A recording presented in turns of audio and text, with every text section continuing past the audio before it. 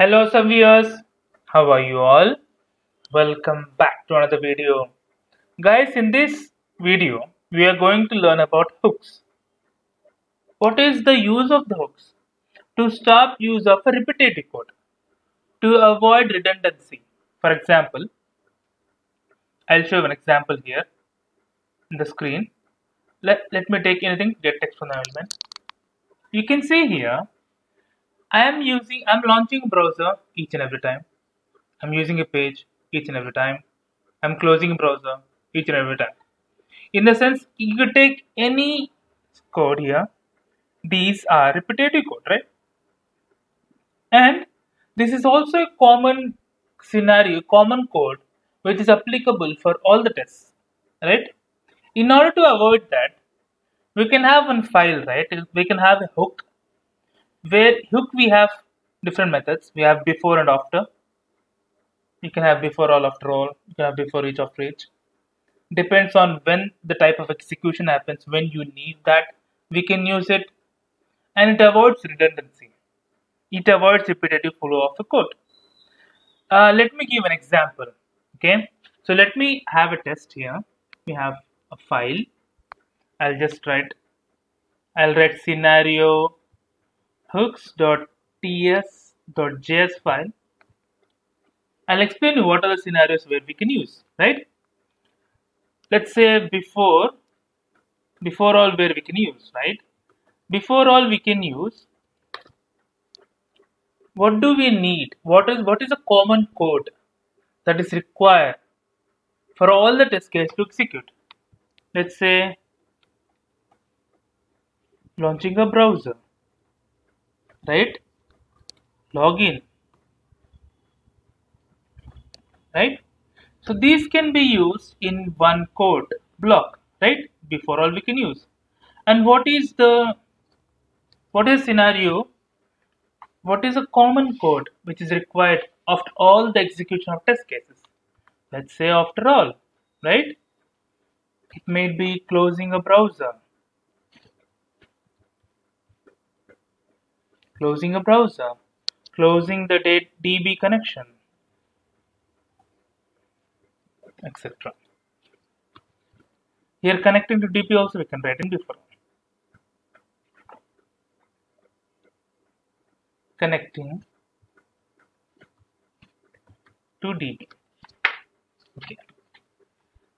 In these scenarios we can use the hooks. Without further ado, let us take a simple bit of code. Let's get text from the element, right? Let me copy the entire code. Let me add in the scenario hooks, right? In this, I'll do few changes.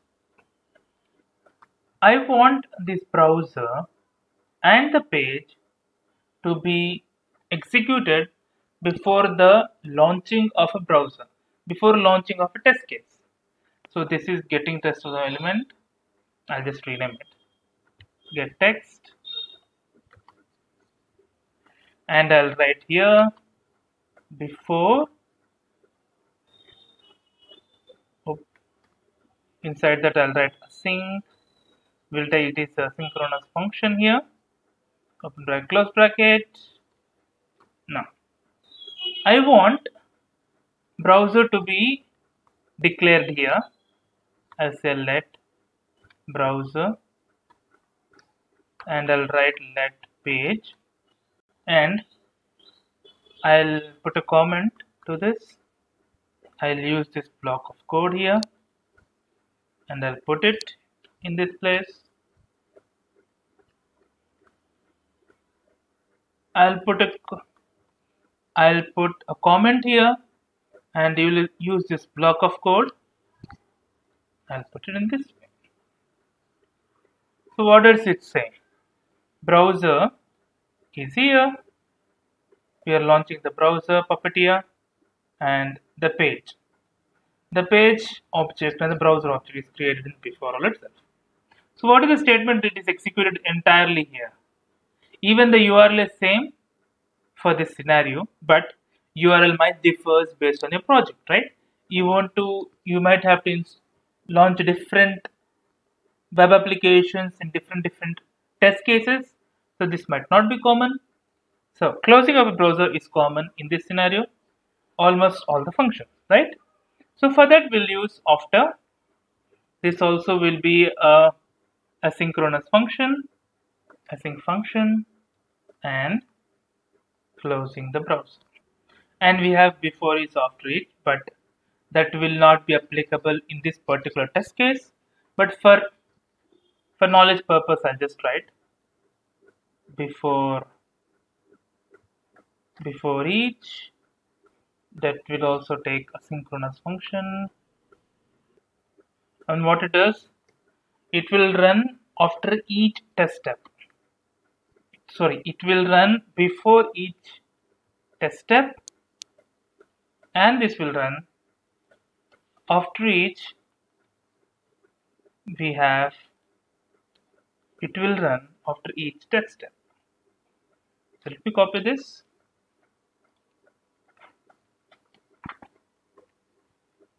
So after each test step, since we don't have any scenario which requires this, but it would require this before and after. So let me execute this. I'll give scenario hooks in my package.json. Scenario hooks.json. Okay. Let me go back to scenario hooks.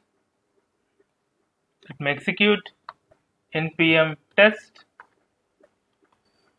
It will execute without giving an error because before and after will have all the tasks. Browser has launched now.